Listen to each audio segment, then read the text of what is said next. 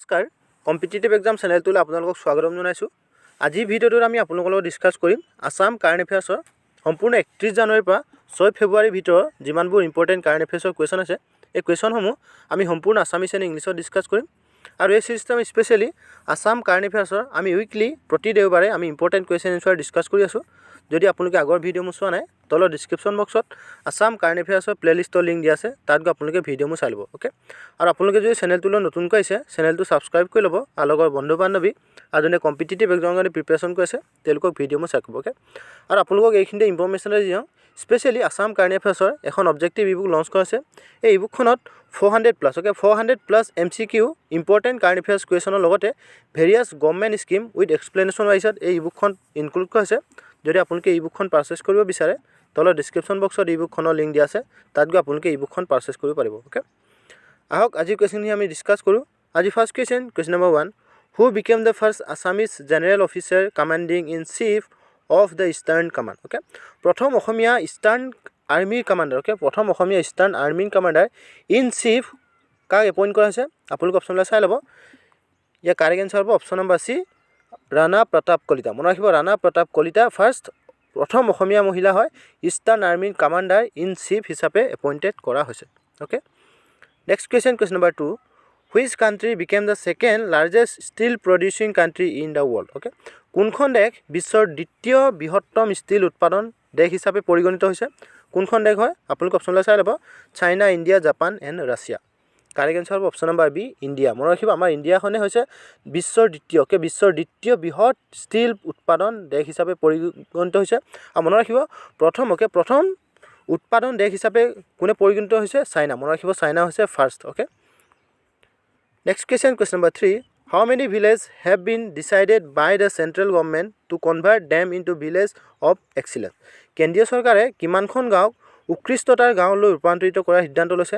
কিমানখন গাঁও হয় আপোনালোকে অপশ্যনলৈ চাই ল'ব।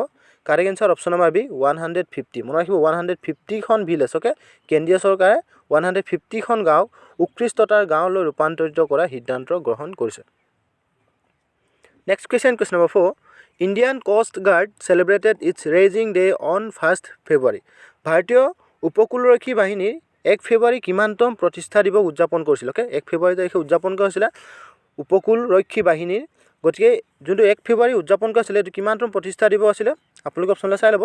Correct answer option number 46। মনত ৰাখিব 46তম প্ৰতিষ্ঠা দিৱস হিচাপে 1 ফেব্ৰুৱাৰী তাৰিখে উদযাপন কৰা হৈছিল। Okay, next question number 5, which became the country first sport unicorn company. দেশৰ প্ৰথম স্পৰ্টছ ইউনিকৰ্ণ কোম্পানী কোনটো হৈছে অপশ্যনলৈ চাই ল'ব। North East, Rajasthan Royals and Chennai Super Kings.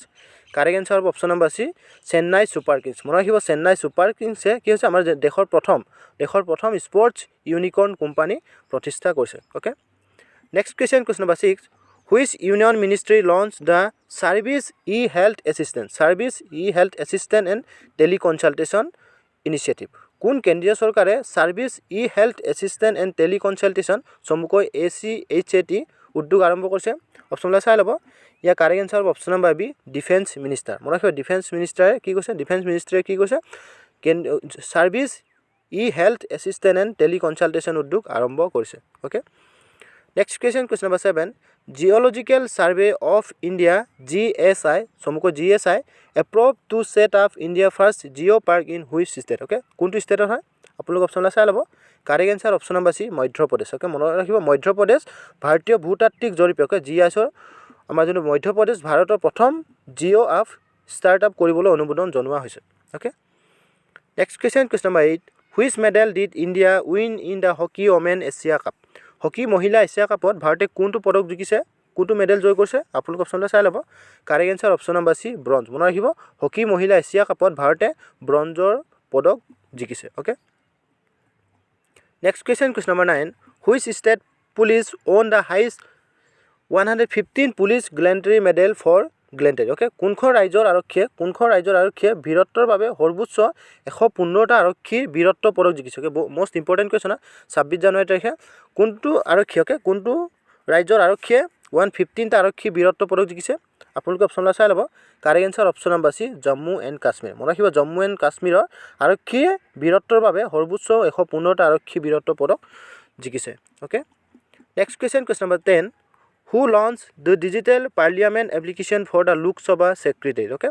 Lok Sabha সচিবালয়ৰ বাবে ডিজিটেল সংসদৰ আবেদন কোনে আৰম্ভ কৰিছে? অপশ্যনবিলাক চাই ল'ব। Kailash Khaira, Om Birla and Rajnath Singh. Correct answer হ'ব option number B, Om Birla. মনত ৰাখিব ওম বিৰলাই অ'কে লোকসভা সচিবালয়ৰ বাবে ডিজিটেল সংসদৰ আবেদন ওম বিৰলাই আৰম্ভ কৰিছে। Next question number 11. Who has been conferred the Sangalal Jain Award of Assam Sahitya Sabha recently? Okay. শেহতীয়াকৈ অসম সাহিত্য সভাৰ সংগললাল জৈন সংগললাল জৈন বঁটা কাক প্ৰদান কৰিছে? মোষ্ট ইম্পৰ্টেণ্ট কুৱেশ্যন হয়। আপোনালোকে অপশ্যনবিলাক চাই ল'ব। কাৰেক্ট এনসাৰ অপশ্যন নম্বৰ এ শিৱনাথ বৰ্মন। মনত ৰাখিব শিৱনাথ বৰ্মনক শেহতীয়াকৈ অসম সাহিত্য সভাৰ সংগললাল জৈন বঁটা প্ৰদান কৰা হৈছে। Next question number 12. Which union ministry launched the স্বচ্ছতা ষ্টাৰ্টআপ চেলেঞ্জ? কোন কেন্দ্ৰীয় মন্ত্ৰালয়ে স্বচ্ছতা ষ্টাৰ্টআপ চেলেঞ্জ আৰম্ভ কৰিছে? কোন কেন্দ্ৰীয় মন্ত্ৰালয় হয়? আপোনালোকে অপশ্যনবিলাক চাই ল'ব। Correct answer option number D ministry of housing and urban affairs. মনত ৰাখিব ministry of housing and urban এফেয়াৰ্ছে মন্ত্ৰালয়ৰ স্বচ্ছতা ষ্টাৰ্টআপ চেলেঞ্জ আৰম্ভ কৰিছে। Okay. Next question number 13. Who became the first woman Rafale fighter jet pilot in the Republic Day parade? Okay. গণতন্ত্ৰ দিৱসৰ পেৰেডত প্ৰথম মহিলা প্ৰথম মহিলা ৰাফেল ফাইটাৰ জেট পাইলট কোন হৈছিলে? আপোনালোকে অপশ্যনবিলাক চাই ল'ব। ইয়াৰ কাৰেক্ট এনসাৰ হ'ব অপশ্যন নম্বৰ এ শিৱানী সিংহা। মনত ৰাখিব শিৱানী সিংহাই গণতন্ত্ৰ দিৱস 26 জানুৱাৰী তাৰিখে পেৰেডৰ প্ৰথম মহিলা ৰাইফেল ফাইটাৰ জেট পাইলট হিচাপে কৰিছিল। Okay. Next question number 14. Who is the first superintendent of police in Tamulpur district? Okay. নতুনকৈ যোনটো ক্ৰিয়েট কৰা হৈছে ডিষ্ট্ৰিক্ট অসমৰ এই তামুলপুৰ ডিষ্ট্ৰিক্টৰ তামুলপুৰ জিলাৰ প্ৰথমগৰাকী আৰক্ষী অধীক্ষক কাক নিযুক্তি কৰা হৈছে? আপোনালোকে অপশ্যনবিলাক চাই ল'ব। কাৰেক্ট এনসাৰ হ'ব option number C Pankaj Yadav. মনত ৰাখিব পংকজ যাদৱক তামুলপুৰ নতুনকৈ ডিষ্ট্ৰিক্ট তামুলপুৰ জিলাৰ প্ৰথমগৰাকী আৰক্ষী অধীক্ষক হিচাপে নিযুক্তি কৰা হৈছে। অ'কে। আৰু মনত ৰাখিব তামুলপুৰ ডিষ্ট্ৰিক্টখন অসমৰ 35 35তম ডিষ্ট্ৰিক্ট হিচাপে পৰিগণিত হৈছে। Okay. Next question number 15. Who has been appointed as the new deputy commissioner of Tamulpur district? Okay. Tamulpur জিলাৰ নতুন উপায়ুক্ত হিচাপে কাক নিযুক্তি দিয়া হৈছে? আপোনালোকে অপশ্যনবিলাক চাই ল'ব। কাৰেক্ট এনসাৰ হ'ব option number C Srimanta Kumar Das. মনত ৰাখিব শ্ৰীমন্ত কুমাৰ দাসক তামুলপুৰ জিলাৰ নতুন উপায়ুক্ত হিচাপে নিযুক্তি দিয়া হৈছে। Okay. Next question number 16. Which state approved the formation of 30 new district? Okay. কোনখন ৰাজ্যই 13খন নতুন জিলা গঠন অনুমোদন জনোৱা হৈছে? কোনখন ৰাজ্য হয়? আপোনালোকে অপশ্যনবিলাক চাই ল'ব।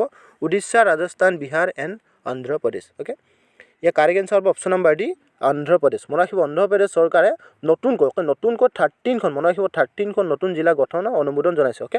আৰু মনত ৰাখিব যদি 13খন ডিষ্ট্ৰিক্ট হৈ যায় অ'কে অন্ধ্ৰপ্ৰদেশৰ তেতিয়া অন্ধ্ৰপ্ৰদেশৰ নতুন ডিষ্ট্ৰিক্ট হ'ব 26। অ'কে। আগতে 13খন ডিষ্ট্ৰিক্ট আছিলে এতিয়া নতুনকৈ যদি 13খন নতুন জিলা অনুমোদন জনোৱা হয় তেতিয়াহ'লে টোটেল ডিষ্ট্ৰিক্ট হ'ব 26। অ'কে। আৰু মনত ৰাখিব অন্ধ্ৰপ্ৰদেশৰ কেপিটেল কি হয়?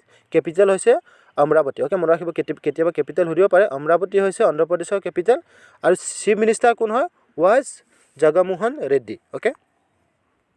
Next question number 17.